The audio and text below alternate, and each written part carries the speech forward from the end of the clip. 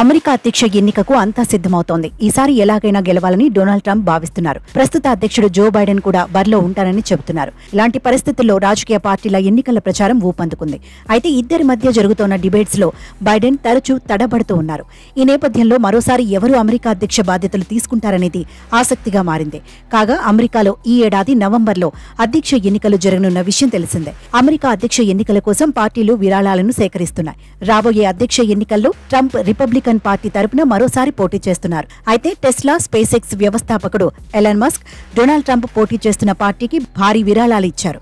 Trump తరపున ప్రచారం నిర్వహిస్తున్న అమెరికా ప్యాక్ అనే కంపెనీకి ఎలాన్ మస్క్ భారీ స్థాయిలో విరాళాలు ఇచ్చినట్లు తెలుస్తోంది. మరోవైపు అధ్యక్ష ఎన్నికల్లో డెమోక్రటిక్ అభ్యర్థిగా పోటీ చేయనున్న జో బైడెన్ పై ఎలాన్ మస్క్ ఇటీవల విమర్శలు గుప్పించారు. అయితే ట్రంప్ కోసం పనిచేసే అమెరికా ప్యాక్ సంస్థకు మస్క్ ఎంత ఇచ్చారన్న విషయంలో పూర్తి స్పష్టత లేదు. ఆ సంస్థ మాత్రం ఈ నెలలోనే డోనర్ల జాబితాను విడుదల చేయనుంది. త్వరలోనే ఎలాన్ మస్క్ ఎంత మొత్తంలో ట్రంప్కు విరాళం ఇచ్చారో వెల్లడి కానుంది. బైడెన్ ట్రంప్లో ఎవరికి తాను సపోర్ట్ చేయనని, ఖర్చు పెట్టబోనని మస్క్ గతంలో చెప్పారు. కానీ ఇప్పుడు ఏకంగా భారీ మొత్తంలో విరాళం ఇవ్వడం చర్చనీయాంశంగా మారింది. గతంలో చాలాసార్లు ట్రంప్, ఎలాన్ మస్క్ మధ్య గొడవలు వచ్చాయి. కానీ టెక్ వ్యవస్థాపకుడి ఎలక్ట్రిక్ వాహనాలు, క్రిప్టో కరెన్సీ పాలసీ సహా పలు అంశాల నేపథ్యంలో వీరు సన్నిహితంగా మారినట్లు తెలుస్తోంది. ఇక అమెరికా అధ్యక్ష ఎన్నికల్లో వాల్ స్ట్రీట్, కార్పొరేట్ దాతల సహాయంతో నిధుల సేకరణలో ట్రంప్ తన ప్రత్యర్థి అధ్యక్షుడు జో బైడెన్ను మించిపోయారని చెప్పవచ్చు.